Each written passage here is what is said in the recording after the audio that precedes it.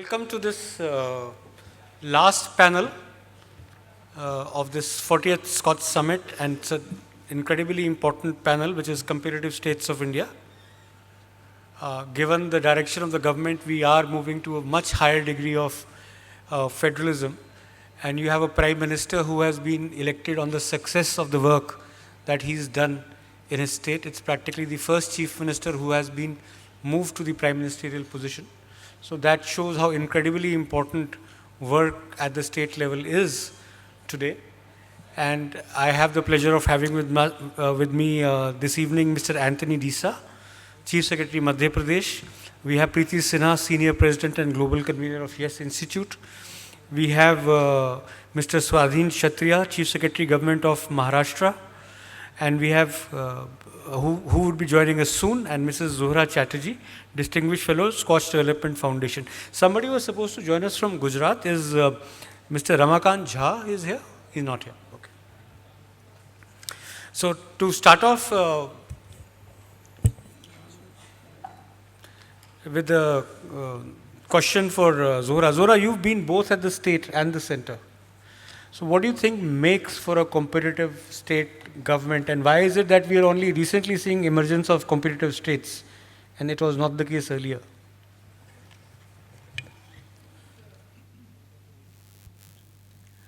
The states have been realizing, I mean, they always did know it, that economic development is going to be the key to people getting jobs, to the state progressing as a whole, for their governments to last. And more so as the cake or the slice of it was of a limited slice, there was not so much growth in the early stages in the country, states began competing for it very aggressively. However, there is now a change. The country as a whole is progressing forward. States are realizing that it is more important for them to cash in on their intrinsic strengths. And that is a good sign, because we are now coming to the stage where we have to project India as a whole, where states would compete, yes, but need to think of collaborating more, to project India as a whole, to cash in more than ever on their own strengths and to focus more on complementarity. They have also learned that it needs to be, they need to package their state well, that all their efforts, unless they are projected, are really do not bring in the desired results. And so we see, and Madhya Pradesh is a shining example. The Chief Secretary, I have watched him make presentation personally, and before select audiences as to what the state has to offer, and to present the report card, which gives a very tangible evidence of the fact that there is ease of business in that state and progress has been made. So these are, well, just the short opening observations I'd like to make. But what we see visibly happening, the point that Zohra made, that all the states have to collaborate and project India together. But you know, we have vibrant Gujarat, we have emerging, what's Madhya Pradesh thing called?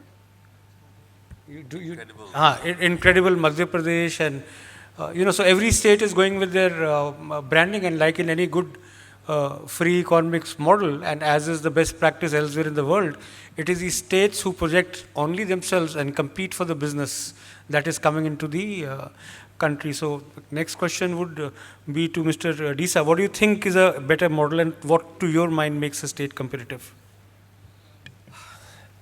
Thank you, Samir, and thank you also, Mr. Chatterji.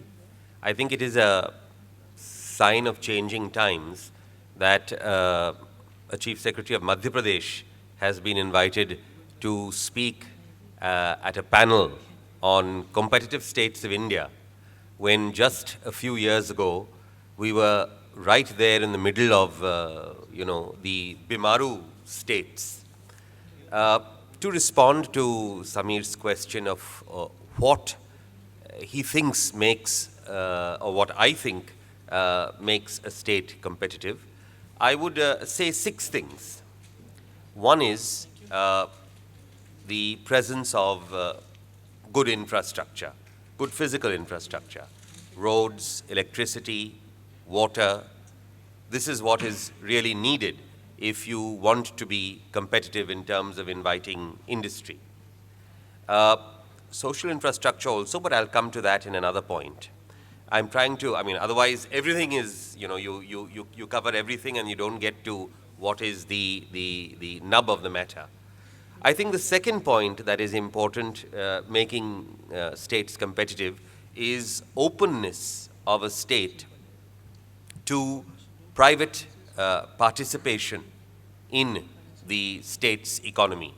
The openness, everybody actually wants capital from the private sector, but the state government needs to be open about it and needs to welcome it and needs to have that attitude of considering the private sector as real partners in development, because that again makes the state competitive. A third thing I think is the extent to which a state is willing to use information technology in governance. And the more of e-governance that one has, the more that information technology is used, the more competitive that state will be. A fourth point, of course, is again something like related to infrastructure is just land. Particularly for the manufacturing industry. Yes, for the service industry, this isn't critical, but for the manufacturing industry, I would think that the availability of land is important at reasonable rates. A fifth aspect of competitiveness relates to, Swadheen, on the panel.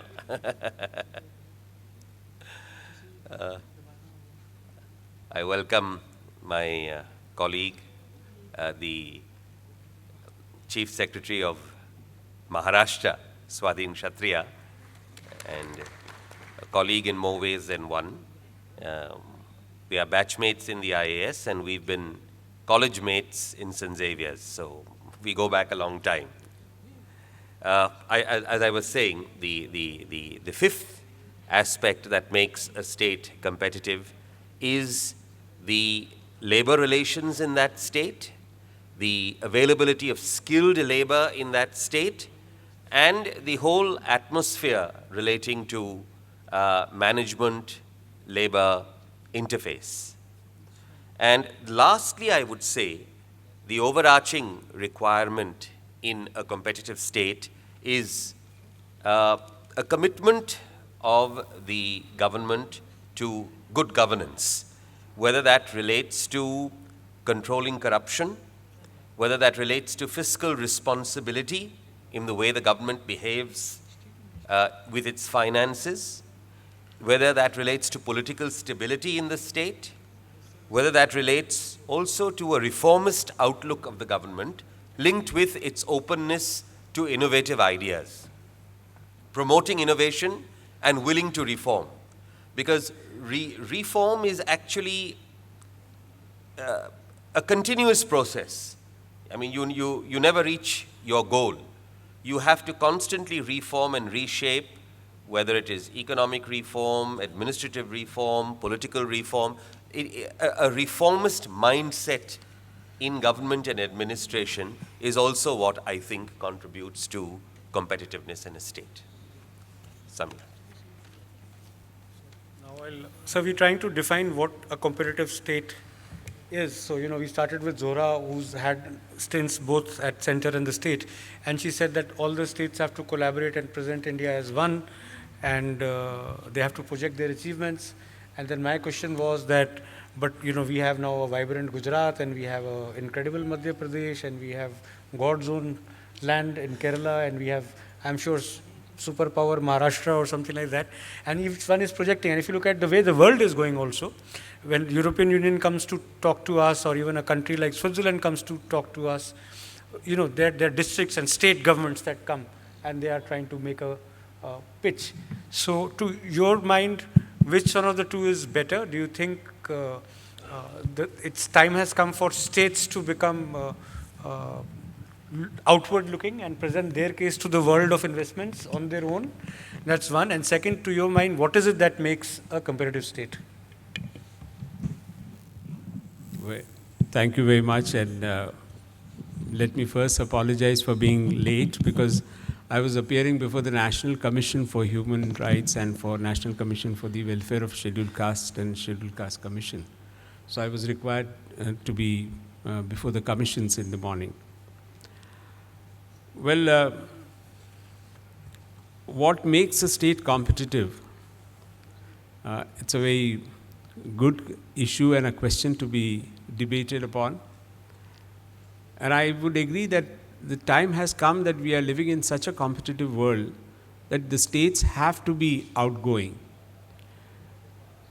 Some decades ago, when I was new in the service and we had just joined the administrative service, we took certain things for granted. For example, Maharashtra was the most industrialized, the most progressive state, the most favored destination. We didn't have to make much efforts. Anyone who thought of starting a business, trade, commerce, or any kind of industrial activity looked at Maharashtra as the state where they would prefer. Even today that is so, but there is tremendous amount of competition which is coming from all the neighboring states, including Gujarat, Madhya Pradesh, Andhra Pradesh, Tamil Nadu. So what has changed in the last few decades is that the world has become very competitive, and no state, no country can take it for granted that they would continue to have the advantage that they may have achieved at some time ago. In addition to being competitive and outgoing, the factors which I think stand in favor of Maharashtra is that it is the financial capital of India. You people have all come from Delhi. Delhi might be the political capital, but there's no denying of the fact that the financial capital is Mumbai. And even when we today look at the financial center or hub, it is this place which is there. So you have a tremendous amount of a legacy, a culture, an environment. Anthony was mentioning the good governance factor. And I think these are factors which are important. I had the opportunity of visiting Davos, I was mentioning yesterday, along with the Chief Minister, immediately after my taking over as the Chief Secretary, and we attended the World Economic Forum. In the World Economic Forum, we had, in addition to that, about 35 bilateral negotiations with various companies. And I found that they all knew about Maharashtra, about destinations like Pune and Mumbai, and therefore that kind of an advantage the state has. And the kind of, they said, we asked them, why is it that you are looking only at these places? So they said the kind of culture, work culture that you have in your state, the kind of trained manpower, the level of education, the technical expertise that you have. Our boys and girls are very good in IT. I think I don't have to describe all those factors over here. So certain amount of advantages come from what has been the tradition of the state, what has been the legacy. Your punctuality generally is taken for granted. I mean, I don't think in Mumbai we got to be reminding people that you got to come on time. And I think this is vastly different from many parts of our country. So the legacy, the level of education, the technical expertise, knowledge, availability of infrastructure in terms of water, electricity is also very important. I was just looking at figures. I don't want to bore you too much with figures, but I was told that my department says that Maharashtra has the highest installed capacity in India. We have 38,000 megawatt, which is now an installed capacity. And it's going to be more than that. We have some problem regarding availability of coal, because for that we depend on some other states also. We also have other advantages of having a huge sea coast. So our harbor activities, we actually grew as a state which had a harbor, and from Mumbai the growth engine has grown. So we have about 720 kilometers of harbor. And not only is the Mumbai and the JNPT, but several, about 8 to 9 major ports are now coming up. And only last week, the ministers Mr. Nitin Gadkari, the Honorable Minister from Union Government Shipping, and the Honorable Chief Minister have signed an MOU of a yet third giant port which is going to come up somewhere near Tarapur. I think it is in the seafaring area over there. So that's another advantage that our state has. But what we will be now looking at is, I was talking to some of you yesterday, is we are going to emphasize and we are going to focus on ease of doing business. And I think the competition really is now among state to bring about a greater ease of doing business. Even if you have the infrastructure, you have the young manpower, you have the skilled people, unless you cut the red tape and you do away with the white cap, business is going to be not attracted. And we have targeted on reducing, we have an average about 70 permissions which are required for any activity. We are targeting it to be brought down to less than 35, less than around 30 or so. The time that is taken for permissions, not only the number of permissions, but the time, when we started doing the studies, we found it was phenomenal. Construction permissions took more than 164 days, electricity took 21 days, and so on. So we have cut down all that. Construction now is expected to be cleared in about 45 days, and electricity in 7 days. That is the consensus. We are bringing down further.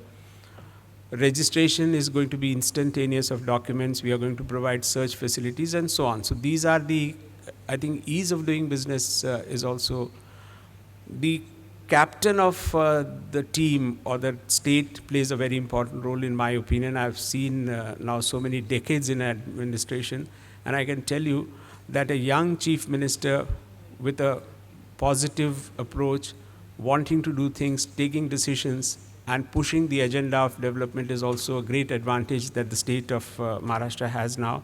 And he is pushing all the projects which were lingering for a long time. That will be another important factor which will be. So these, I think, would be, apart from the natural resources that the state has. The literacy, as I mentioned, is more than national average. It's around 84%. And all the projects are now, I would say, on a fast track. We are going to start work for the Navi Mumbai International Airport. We are in the stage of competitive bidding. We have got very good competition. World players have entered the competition. So I can assure you that in the time to come, within this year, the Navi Mumbai International Airport construction and work is going to start. The coastal road, you must have read the other day, has been cleared. And we hope to start with coastal road. The time limit CM has set is only 3 years. We got to show results and complete coastal road. Trans Harbour is also in the last stage of clearance. Now the last permission regarding environment is pending. Actually, the environmental aspects were cleared, but certain aspects we should have a sanctuary for the flamingos, and all those issues are being sorted out. So these are, I would say, I've just gave you some examples. I would not take a very long time. So that's how I would look at, yes, Mumbai is the international financial capital of our country, and we would like that it becomes the hub of all these activities. Thank you. I forgot to mention that the agriculture is something which we are now looking, my colleague must have told you, Mr. Anthony Disa, that they are recording a phenomenal growth in agriculture. Yesterday he mentioned an unbelievable figure of 21% growth in agriculture.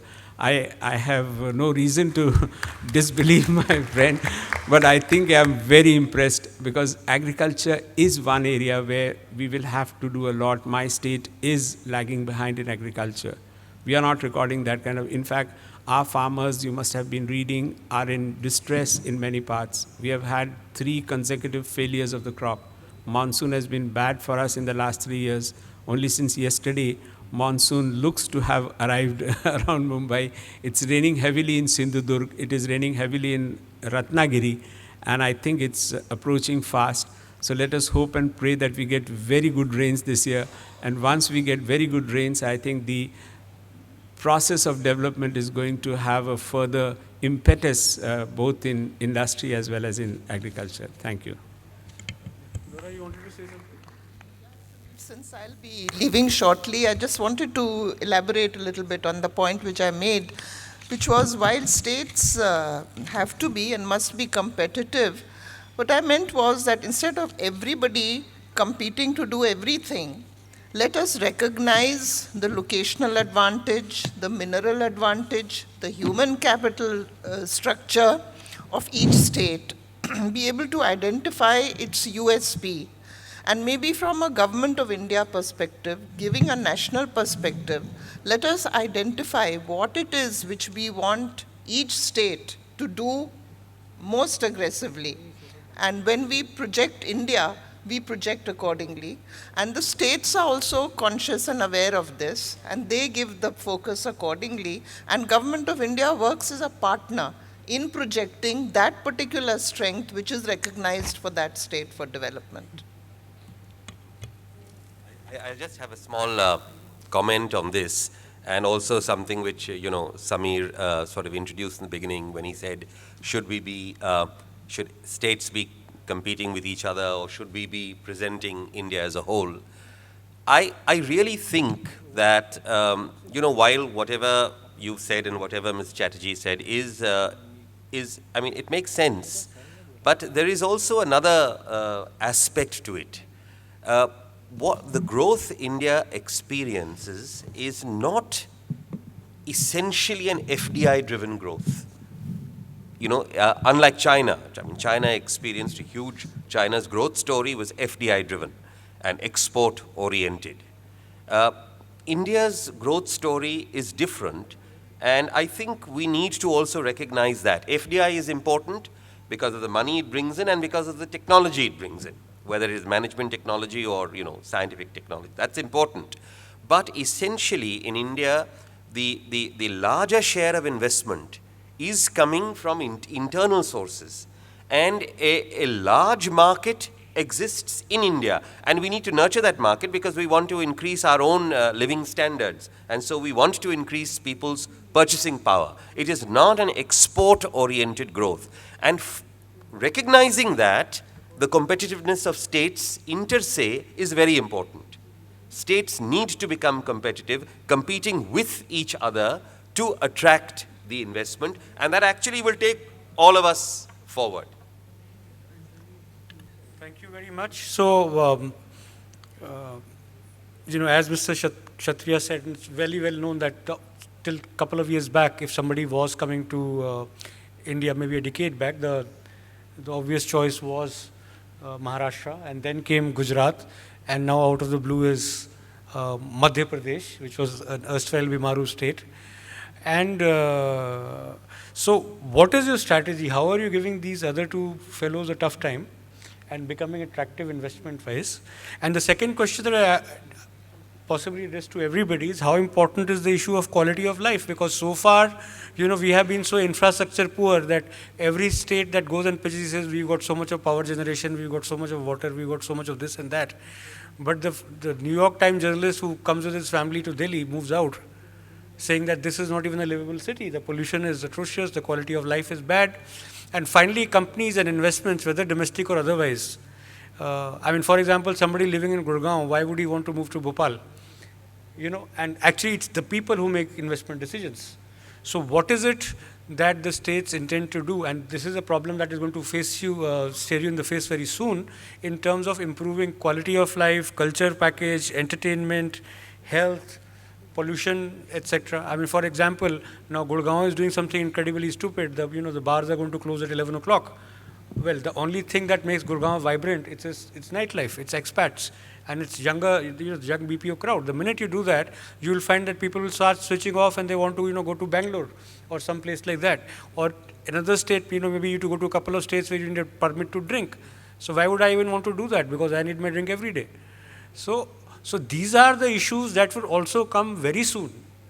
And maybe not politically very prudent to comment on some of these, at the least the food habits and the drinking habits, but at the least the quality of life, the pollution, the education, the healthcare.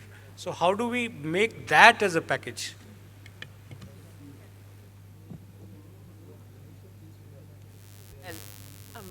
First, I thank Samir for having us on board. So I'm at Yes Institute, also a think tank. My only perspective is on bringing the private sector on board. So one thing, having listened to all of the discussion yesterday and today, is I feel we need development strategies. I mean, while the states are doing so well, why don't they capture that into a strategy for now and for the future? And especially the states that are doing well can then be a guide for other states that need to figure out what to do.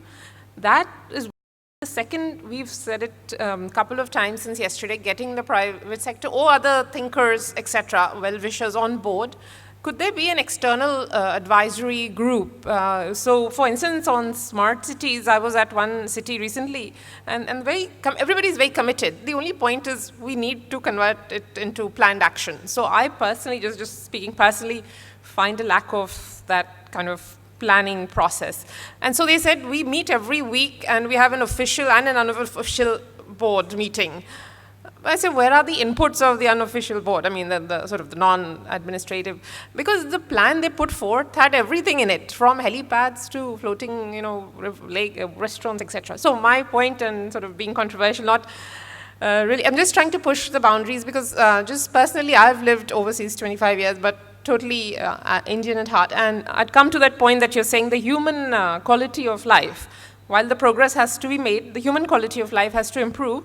So my last point on this would be, you need to go down to the district level. Each district should be an economy. Our country is large enough with 1/6 of the world's population. So each district has to have social services of schools, hospitals, etc. And then at the cities, you need to also go down to the municipal level, because somewhere that welfare will only come at that level. Thank you, and just suggestions. You take, since you've lived everywhere. So I'd like to give a view from the other side, the non-government side. And I have a few interesting observations to make over here. So the first is the cost of no decision making. And my point is, as an ordinary citizen, my expectations from what will make the state thrive or more competitive is, give me the joy of yes or gift of no. Don't sit on my file. Speed of decision making. That's something that's, wherever it happens, states have thrived. Wherever it doesn't happen, I'd love for Mr. Disa to comment on it, but I believe that one of the things that he would have done in his journey is enabling decision making. Give me yes or give me no, but don't keep me hamming, because as if I'm an entrepreneur or if I'm a business, I can't live with uncertainties. So that's the first one. Second is, I've as an avid reader of history, in addition to technology, I take you back to a few hundred years back, and this gentleman was Sher Shah Suri, the gentleman who created the Grand Trunk Road from east to the west. He had two comments to make that were as relevant at that time as they are now. The first was, let my roads be safe. So if you'll see the entire Grand Trunk Road, they had these concept of sarais. And this is the year 1635 or something, 1635. Let my roads be safe, and you will not, government of the day, and the government of the day was the army, essentially. Thou shalt not touch my farmers. Farming was the main trade. So translated today, secure environment where there is predictability. And the second point is ease of doing business. Today we stand a decimal 150 out of 180 important countries in the world. What a terrible place to be in terms of a country of such high potential that is basically stopped from it. Last part is appropriate technology.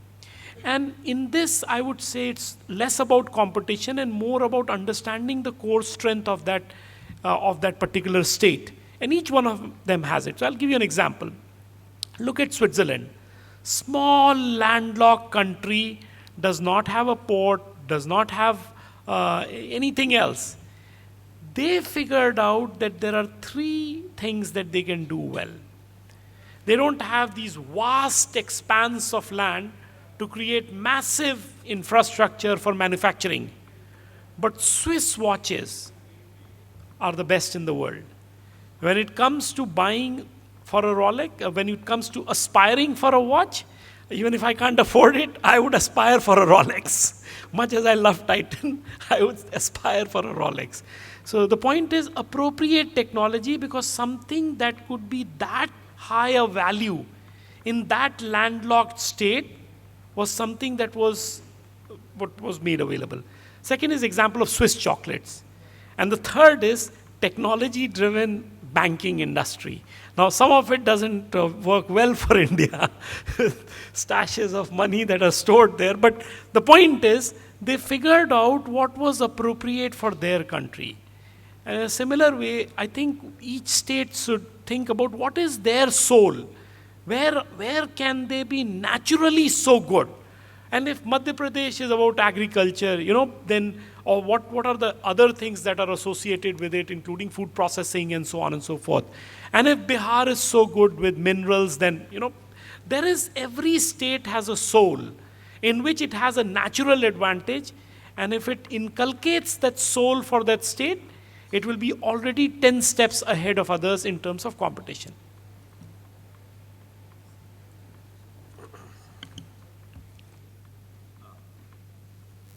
Yes, I would like to say something, taking off from all the aspects that have been mentioned about competitiveness. A study was done by Ambit Capital, which apparently was released on the 13th of May. I myself was unaware that it had been released till Chandrajit Banerjee of the CII actually rang me up last week and then sent me a copy of the study. The study was focused on ranking states based on their performance over the last 3 years. And by performance, they took one, GDP growth, the rate of GDP growth. Then they took public finances. By public finances, meaning the fiscal responsibility of the state and the ability of the state to reduce its the percentage in its budget used for servicing their debt, and the total debt as a percentage of the GSDP. And the third aspect was the reform measures, particularly measures in labor reform and ease of doing business, which has been spoken about by all speakers. So these were the three broad parameters with many sub-parameters, and they studied 10 states of India, which actually contribute over 75% to the national GDP out of the 25 states, 10 states, 10 large states. They did that study. The second aspect that they looked at is which 5 Indian states are most likely to drive GDP growth in India over the next few years. The states studied were Uttar Pradesh, Gujarat, Kerala, Karnataka, West Bengal, Tamil Nadu, Rajasthan, undivided Andhra Pradesh, Maharashtra, and Madhya Pradesh. To my utter thrill, Madhya Pradesh was ranked at number 1 in performance over the 3 factors over the last 3 years. And in the 5 states most likely to drive GDP growth of the country, Andhra Pradesh, Maharashtra, Uttar Pradesh, Gujarat, and again, I'm reading backwards, Madhya Pradesh at number 1. Now, this really gave me satisfaction. I had no idea that this study had been done. Apparently we have been, therefore, been doing some things that are right, not just in the last 3 years, because things don't start 3 years ago. If to show this kind of growth in the last 3 or 4 years, something must have been done right in the few years before that. Our GDP growth for the last 4 years has been in double digits. And our agricultural growth, as mentioned by Swadheen, last year was 21%, but it didn't start on a low base, because it was 21% on 22% the previous year, which was on 19% the previous year, which was on 18% the previous year, which actually means in 4 years, if you take, we've actually doubled. We've doubled our entire, and when I say agriculture, I mean agricultural sector. It is crops, it is fruit, it is our dairy sector and our poultry sector. But we've done particularly well in crops. I mean, 3 years ago, we overtook Haryana in wheat production. And this year, Madhya Pradesh produced more wheat than Punjab. In total milk production, we were actually 6th in the country, and we've moved up 4th. This year, we actually produced more milk than Andhra Pradesh or Maharashtra, and now we only have Gujarat, Rajasthan, and Uttar Pradesh that produces more milk than Madhya Pradesh. Madhya Pradesh has a higher per capita consumption of milk. Now, whether it may be consumed or, well, say, per capita production of milk than Punjab.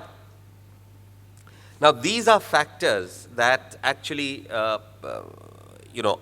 this doesn't come from nowhere. It doesn't fall from the sky. Actually, this growth has been based on solid infrastructure that we have been investing in. We have been investing in roads. We've been investing in water. We have been investing in electricity, in energy. We have been investing in warehousing. And strangely enough, not strangely, but obviously enough, these 4 aspects, which actually have helped push our agricultural growth, are also things that would assist us in pushing what we are now wanting to do, is our manufacturing and our industrial growth. Because for industry also, you require roads, you require electricity, you require water. So, and what we have begun doing now is we have begun investing in skill development. Because with all this kind of growth that we are experiencing, and with industry now being attracted to Madhya Pradesh, also because not only the infrastructure, but as I was telling you, the reformist agenda that we have, our labor reforms are deep. Our use of, when I told you those 6 points that I thought were important for competitive states, you'll probably say my answer was rigged, because I used all those points which Madhya Pradesh had been working on, but our use of IT in Madhya Pradesh is large. I mean, I remember in the previous panel when one of the speakers was saying, you make payments, and what about payments between industry and government?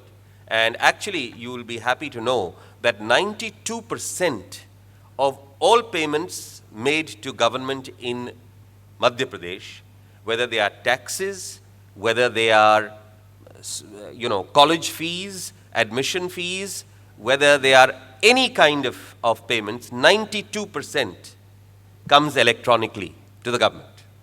Only 8% comes by the traditional method of filling chalans and standing in the bank. Now, that is a big thing.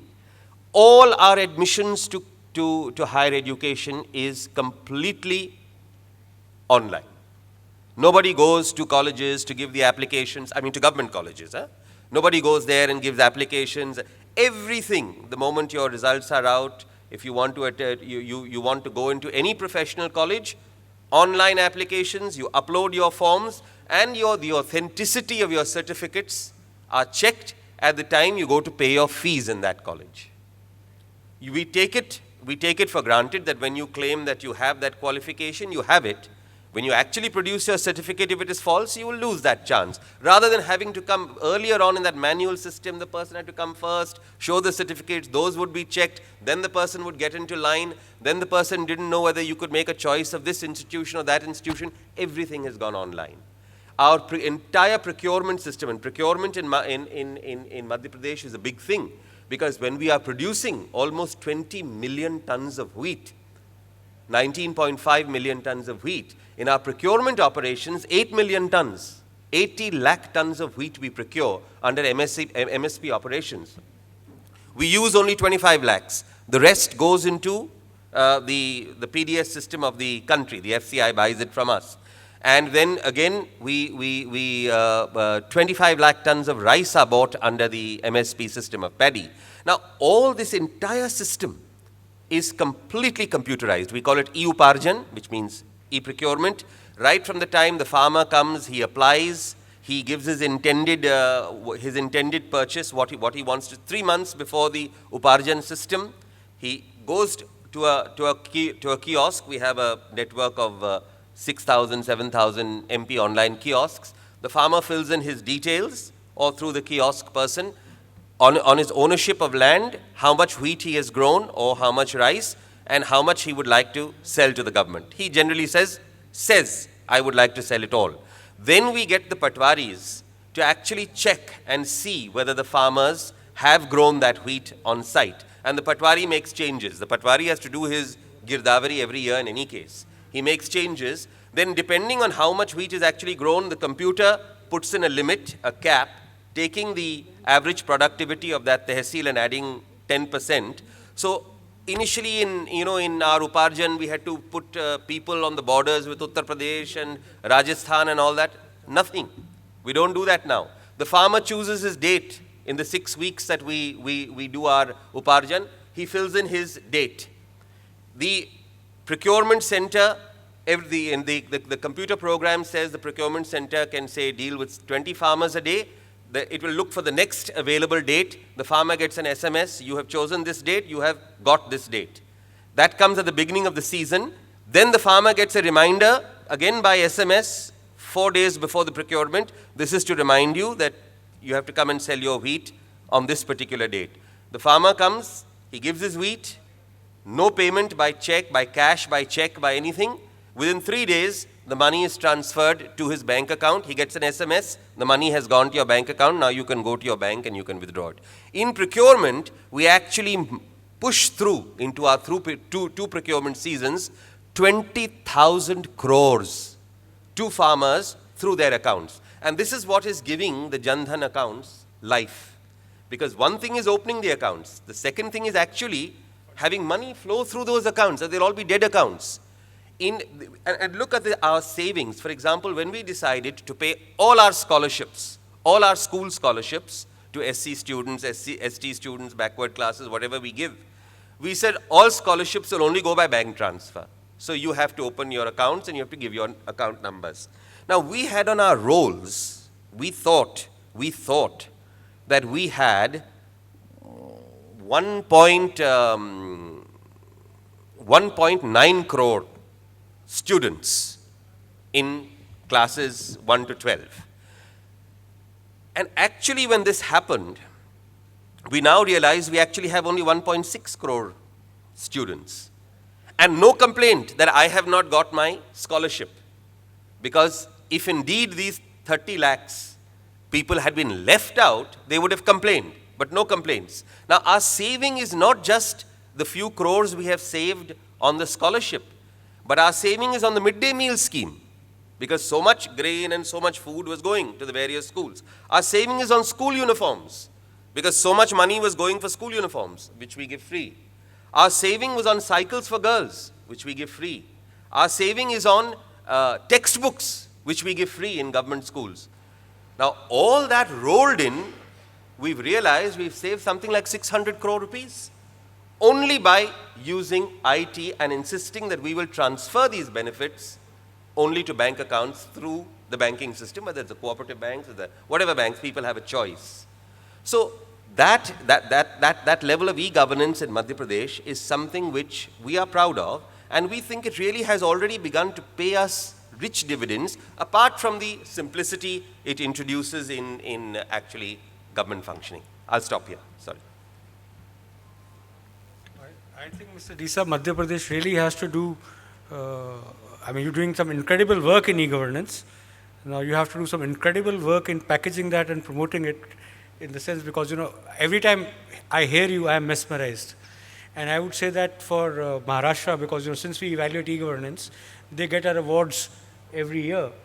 But we seem to be the only guys celebrating it. The world at large doesn't know that you have done such incredible work in e-governance. So one advice would be that your IT people have to go out and talk and talk and talk. They don't talk. Certainly. No, I just wanted to mention one or two important things. The question raised was that the other side, people want a simple thing, they want a decision. I think that was the point which one of the members on the dais was making. And government has to do something about that, and I think that's very crucial. It applies to all states. So what two things can be done which come to my mind is, one, that there has to be an enactment and there has to be a law saying that matters have to be decided within this much period. That would be one step in the direction. So we have enacted a law, and it is giving a time limit for everyone. How much time the desk officer can hold on a file, how much time a secretary can hold on, head of the department. So that, I think, is a very good step, and I would suggest to Mr. Samir Kochhar that enactment can be sort of circulated, because that will be a good beginning towards making government time-bound in its disposal. The second thing which can happen is that we are now in the process, you must have heard and read about it, we have introduced a bill called the Guarantee of Services Act. And we are going to give a guarantee that this service will be provided to you. We have enumerated to begin with about 300 services now, which directly affect the citizens within this much period. And if that is not provided for, there will be a penalty. Earlier times, the penalty used to be that it will be a departmental inquiry, which used to take very long, and nothing came out of it expeditiously. But here there are monetary penalties which have been proposed, that if there is a delay beyond this period, the penalties will be around 4,000, 5,000 rupees per day. There is also an inbuilt system that wherever the delay is taking place, the alarm signals will go up in all the senior levels. So somebody is sitting on a file, somebody is not taking a decision. The whole system will be listening to alarms in the morning that somebody is holding on to file and not taking a decision. Now, I think if all of us work in that direction, this would be a very major thing in good governance. Having a law in place, laying down what would be the time periods in which, and also the levels of delegation. Who will be deciding at what level, who is the competent authority, at what level is the matter to be disposed of. That is one kind of an enactment which will be required. The other will be to have some kind of a guarantee of services being delivered in a time-bound fashion. If these two things are done, this will be one of the... Now, as far as competition is concerned, it's a very good thing to have competition. Competition is never bad. Competition always results in something good. And therefore, I welcome the competitive environment that is there. I think all of us are happy about that. And it will be certain advantages are going to flow out of that. It is going to make states work harder to achieve the results. And we look forward to all those competitive world. We have an advantage, and each state has its own advantage. I was frank enough in admitting that agriculture is not really a great advantage for the state of Maharashtra. And therefore, our driving engine is going to be industry, trade, commerce, and services. And on that, I have all states may try, but the advantages the state of Maharashtra has is something which is other states are going to take several decades and centuries to come near that. So that is something which we are going to make use of and focus more on taking advantage of the financial center that is there in the state of Maharashtra. I can assure you that the ease of doing business and make in Maharashtra projects are going to be the flagships in the times to come. And we will come forward with the Right to Services Act very soon, most probably in the monsoon session. It was introduced in the last session, the budget session, but for some reason it could not be enacted in that. So it's been carried over and it will be introduced in the next budget. Kshatriya could not have summed it up at a more competitive note.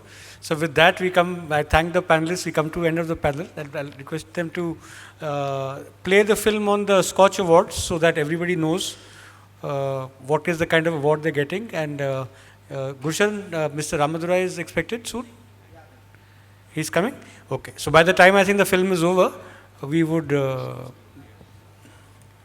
be ready. So I think we could step down and watch the film. And you can see a 5-minute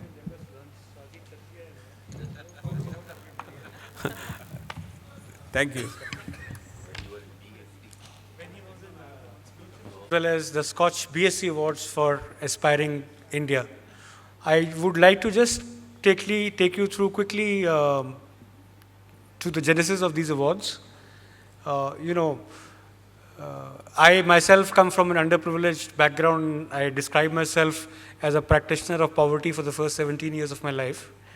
So I know what felt needs are and what, government entitlements are. And if it was not for the government doles and subsidies, I would have possibly not even been educated.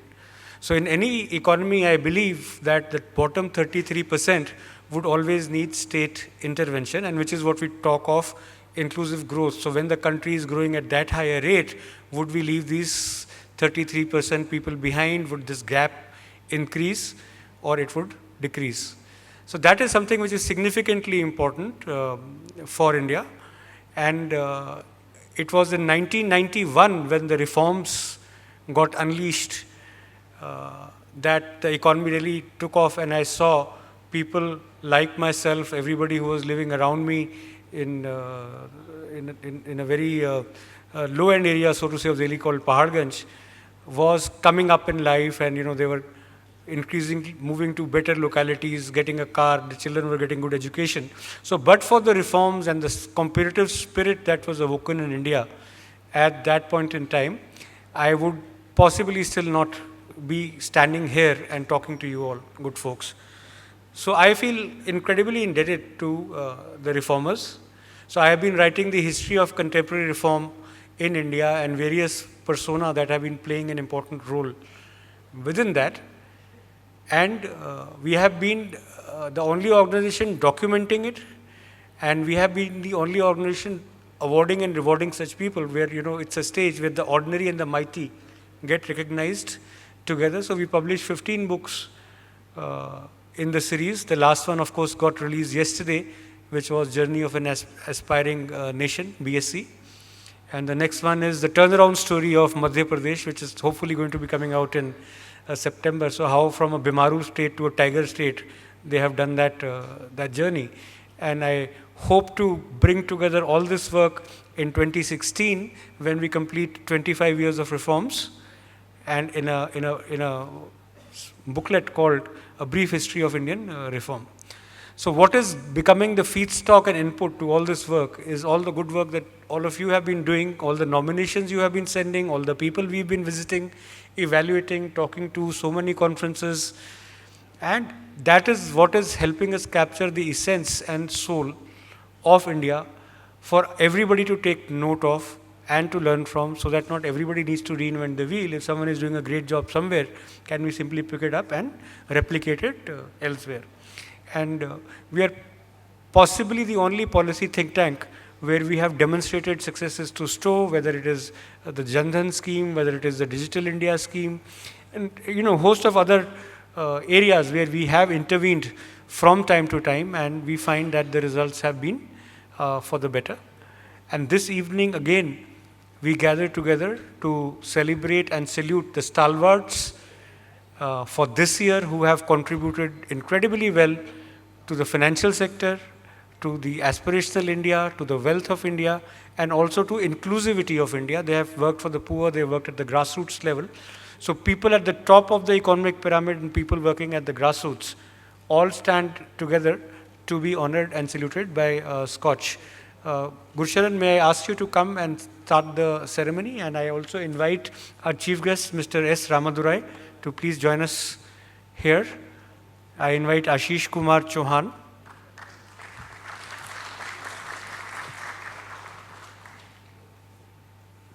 Manisha. So she is the lady behind Scotch and Samir Kochhar both. Good evening and welcome to you all. Welcome Mr. Ramadurai once again to this award function. Since yesterday we've been experiencing and going through a lot of activities which included honoring several projects, conferring the Scotch Order of Merit, which was a short list from India's top projects. And from amongst that list, now today we are going to be recognizing and conferring the Scotch Financial Inclusion Award, SKOCH BSc Award, as well as the award for the comparative states in India. But before that, I invite Mr. Ramodarai to address the House.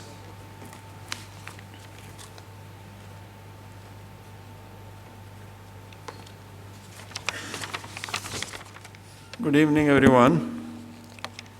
Mr. Samir Kochhar, Manisha Kochhar, Mr. Ashish Chavan, distinguished guests, my dear friends.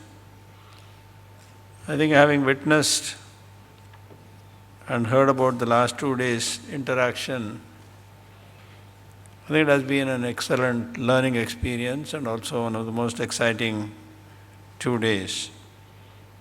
And I must compliment Samir and his team for putting up a great event. I'm sure all of us will take back a lot of ideas, because starting from the theme, how do we get to a $20 trillion economy?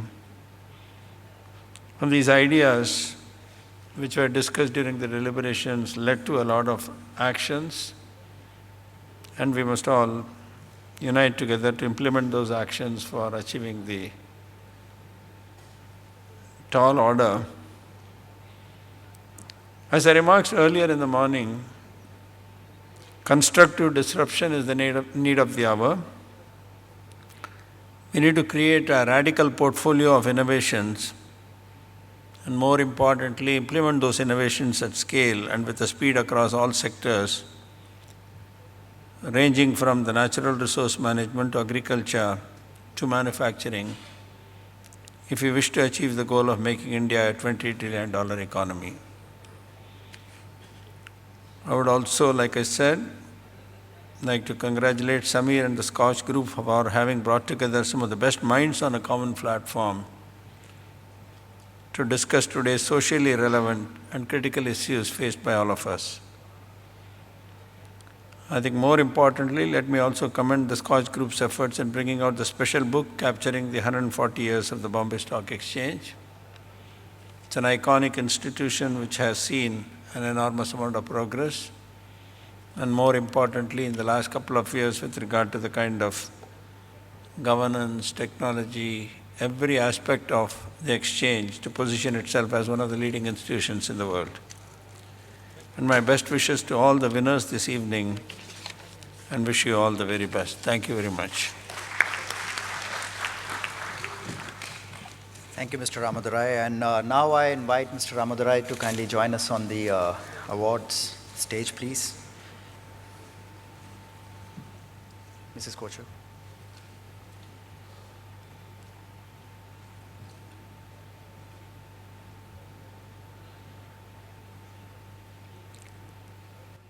So we first go ahead with the Financial Inclusion Awards for the year. I invite Andhra Bank, Mr. V.M. Parthasarthi, General Manager.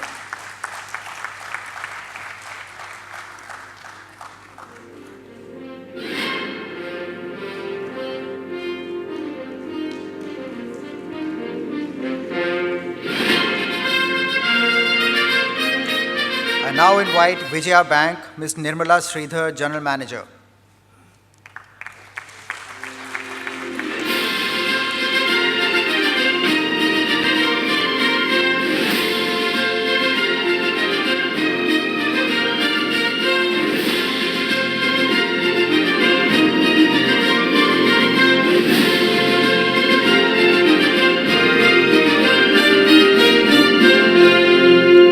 Jammu and Kashmir Bank, Mr. Parvez Ahmed, Executive President.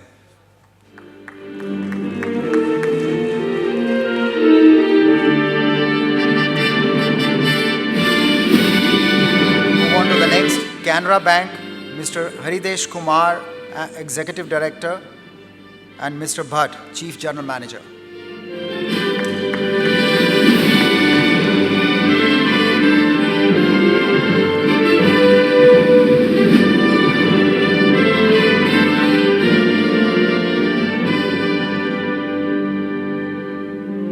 State Bank of Travancore, Mr. Murthy MVS.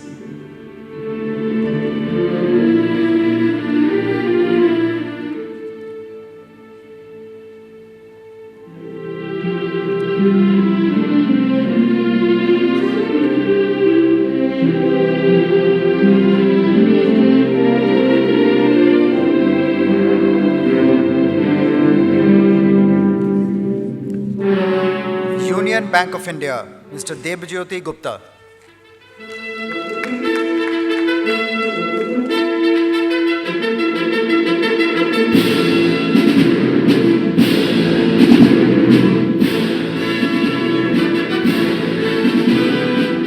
Bank of Maharashtra, Mr. R.K. Gupta, Executive Director.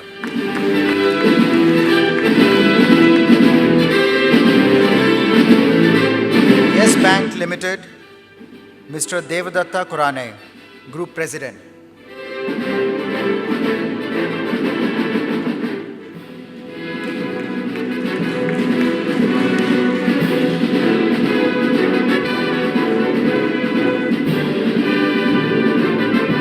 New India Assurance Company, Mr. K. Sanat Kumar, Director.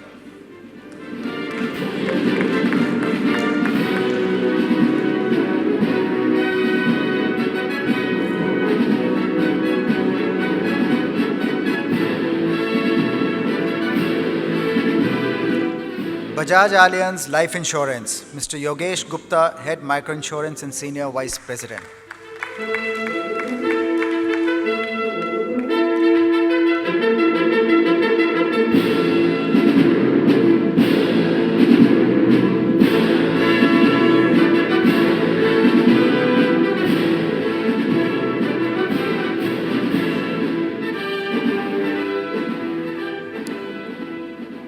Narmada Jhabua Grameen Bank, Mr. Kolagal Raghavendra, Chairman.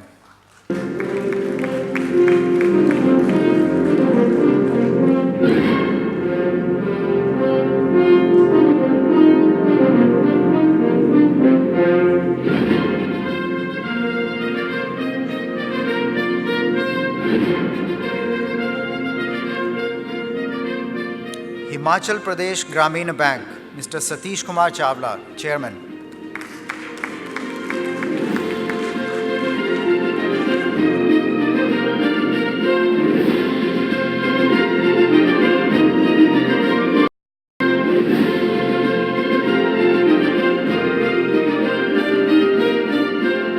Andhra Pragati Grameen Bank, Mr. Sampath Kumar Chari, Chairman.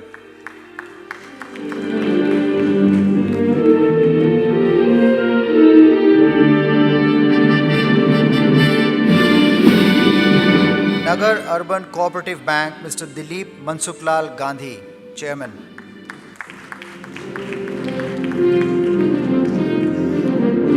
National Payments Corporation of India, Mr. A.P. Hota, MD and CEO.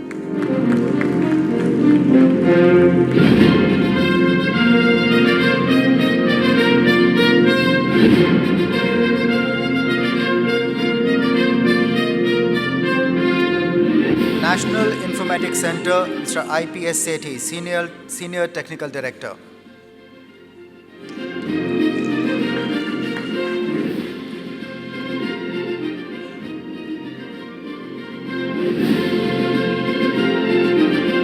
Directorate of Information Technology, Government of Maharashtra, Mr. S.H. Jadhav, Joint Secretary.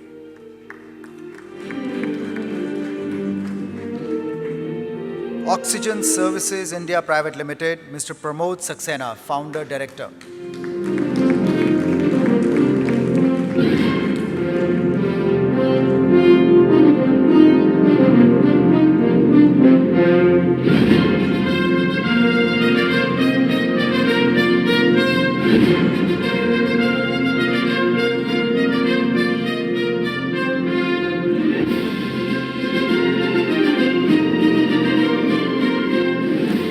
Our special category Grassroots Person of the Year, the award goes to Mr. Deepak Suchde.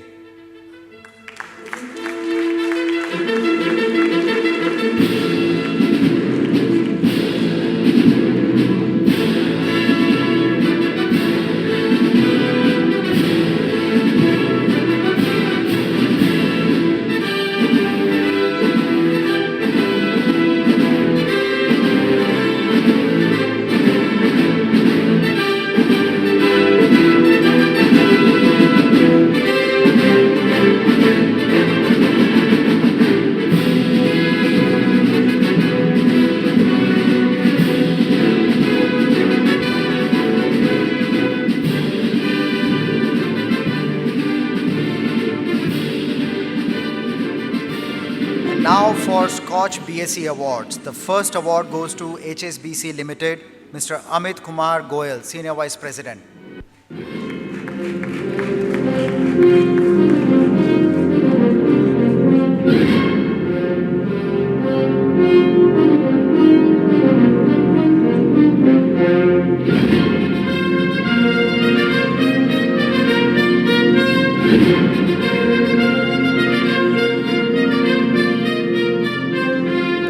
Kotak Mahindra Capital Company Limited.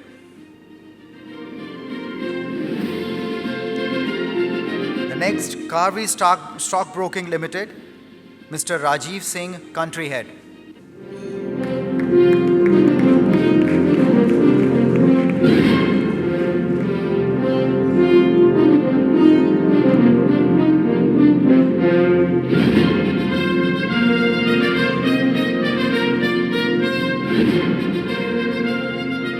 Axis Capital Limited, Mr. Dharmesh Mehta, CEO.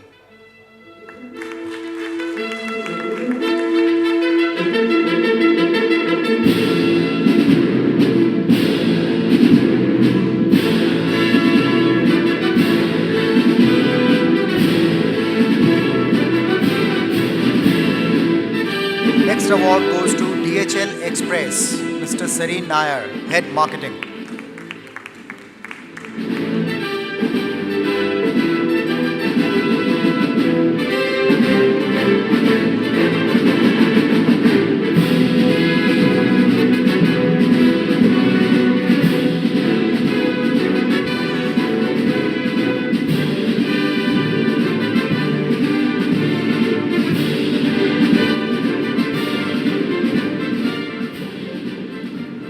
JM Financial Institutional Securities Limited, Mr. Arjun Mehra, Executive Director.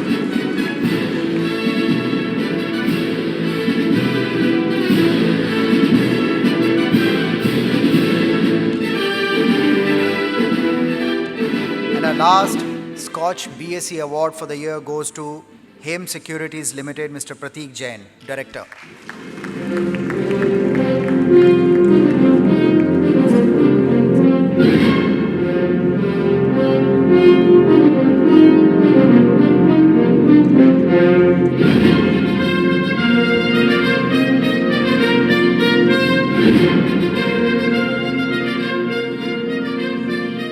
Ladies and gentlemen, now for the special category awards, Competitive States of India. The first award goes to Madhya Pradesh for being the front runner amongst the most competitive states of India, Mr. Anthony Desar, Chief Secretary.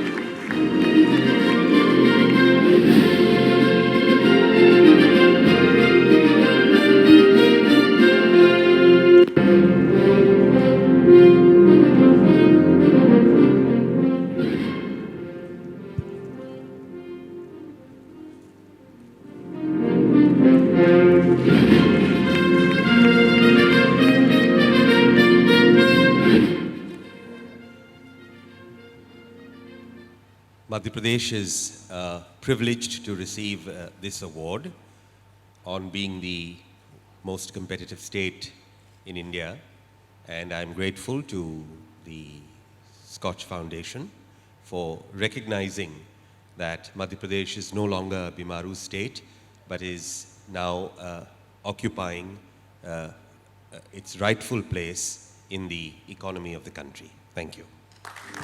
And we identified them before this report that he talked about. That's only one week back.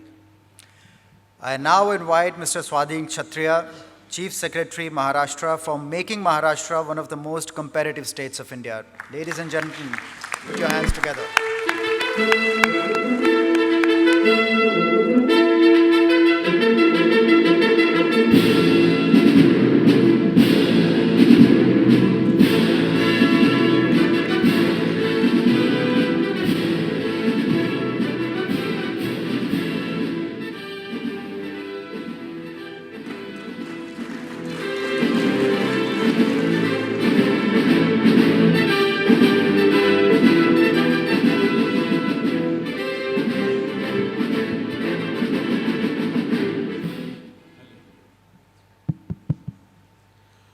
Thank you very much, Scotch Foundation, as well as Mr. Ramadurai, Mr. Samir Kochhar, and everyone.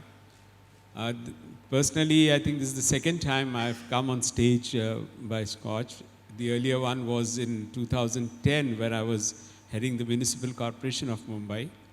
And this is the second time. It is going to be an inspiration for me to make Mumbai and Maharashtra much more competitive. Thank you very much.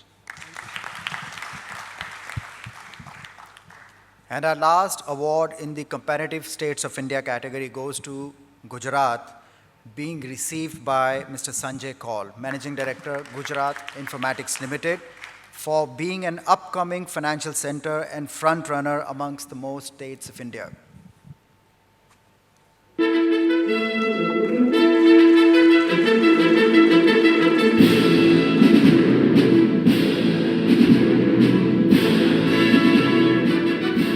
Thank you. We are done.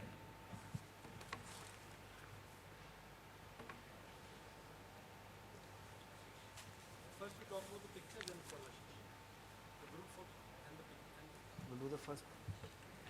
Tell them that there is a photo. Before I invite Mr. Chauhan to give a vote of thanks, just one announcement that after the program, there is going to be a group photograph of all the awardees with the dignitaries on the dais. With this, I invite Ashish for a vote of thanks. And there is still going to be tea. Honorable Mr. Ramdurai, Samir, Manisha, Gurusharan, friends, ladies and gentlemen, it has been very eventful 2 days. We have had several hundred people coming from different parts of the country, and they have done some wonderful work in variety of areas.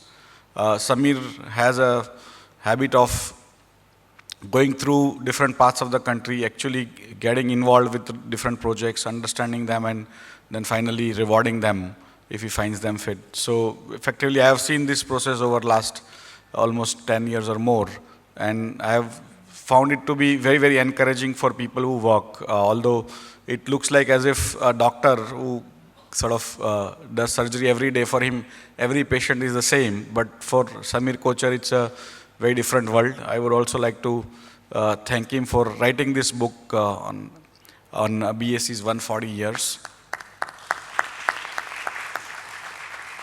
And I would like to also thank all the media personnel who have been here throughout these 2 days for covering this event yesterday, and hopefully tomorrow also there will be a lot of coverage of this event. So thank you very much all for coming and participating in this entire event wholeheartedly. This is kicking off 140 years of BSc's existence. It was set up in 1875.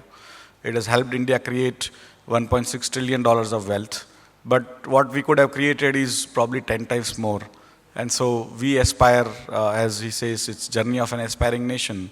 A journey of an aspiring BSc is also that we need to create wealth for the country which is several times larger over the next 10, 15 years. And BSc is determined to be at the center of creating wealth more, because there is a crossroad at which an exchange stands, saying whether it should work for itself and generate larger and larger profits now that we have become a for-profit company from not-for-profit company.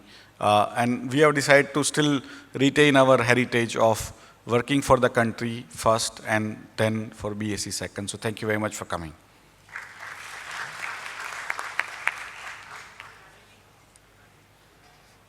Thank you, Ashish. Thank you so much, Bombay Stock Exchange, the states of Madhya Pradesh, Maharashtra, and Gujarat, and all of you who've come here from across the country to spend these 2 days of your life with us. That makes us some kind of spiritual brothers, and I hope the bond grows. I have 2 special announcements to make. As you noticed that this morning we had announced an award in honor of Mr. R.H. Patil. The genesis of the award is that we had done the documentary on Mr. R.H. Patil's work couple of years before he passed away, and that is the only record today of the contributions, the incredible work that he's done for the Indian stock market. So we are a firm believer in instituting these things and recognizing people in perpetuity. The next award we are going to institute is called the S. Ramadurai Award for Excellence in Information Technology, which is going to be conferred in our September conference. And I am also proposing to bring out a book entitled Digital India, Developed India, since that has been his life's work, as a festschrift in honor of Mr. S. Ramadurai. Hopefully that would also be released in September. As a return favor, with a big pressure from Governing Council of CAII, as well as Rana Kapoor, who's a mentor and the Governing Council member, we are extending an invitation to Mr. S. Ramadurai to kindly accept the chairmanship of CAII, CEOs Association of Inclusive India, which will do only good for the country. Mr. Ramadurai, I hope you will accept. Now you have to say yes, and it has to go on record. No option, so I had to accept. Okay. So that involves 2 half-day retreats and a lot of phone time and email time. Thank you very much. Now we can come for the picture.